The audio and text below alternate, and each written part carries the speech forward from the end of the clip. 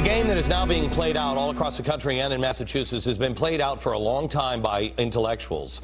Economist Thomas Sowell is here. He has a new book called Intellectuals and Society, where he exposes what intellectuals do, why they do it, and most importantly, what impact they have on our society. Thomas, I started reading it this weekend. I mean, it is one of those books that I think the average person will make their head hurt, but in a good way. The way you boil this down, and I'm fascinated, if I can connect with you here a little bit on... I haven't seen anything in American history like what is being played out right now, unless I go back to the early 20th century with Woodrow Wilson and the early progressive movement with Teddy Roosevelt, prohibition, the Fed, income tax, and the power grab that happened around 1915. True or false? True. In fact, I've often thought that the current president is really sort of Woodrow Wilson reincarnated. People admire him for the same reason they admire Woodrow Wilson. He said things that sounded so wonderful, and yet if you challenge those people by saying, name one concrete thing in the real world that became better as a result of what Woodrow Wilson did, they can't tell you. No. Woodrow Wilson was an amazing, I mean, he was a racist. He was the first, correct me if I'm wrong, he was the first tweed suit guy that we ever elected. And he changed. We used to go to the people who were producers and doers for advice. He changed that. We went then to the colleges and the universities and the professors and the tweed suits for advice. True or false? That's true. It's also true the people we admired in the first half of the 20th century were people who actually made our lives better. Thomas Edison, Henry Ford, people like that.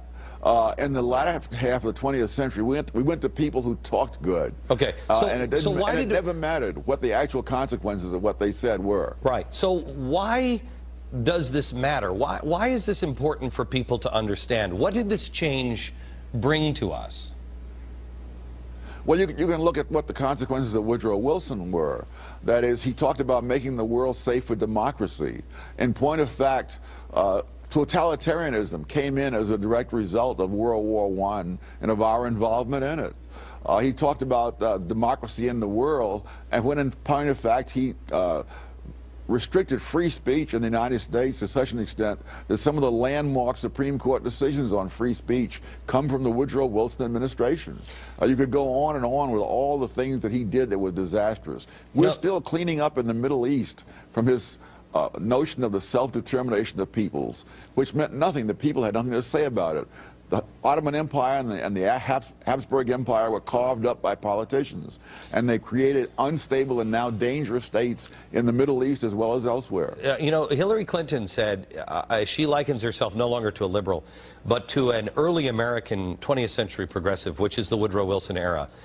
Yet they won't take responsibility for the ideas of, they loved dictators.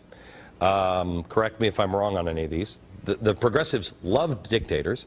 They were prohibitionists. They were for the progressive income tax, and most importantly, they were also for eugenics, which led to the Holocaust.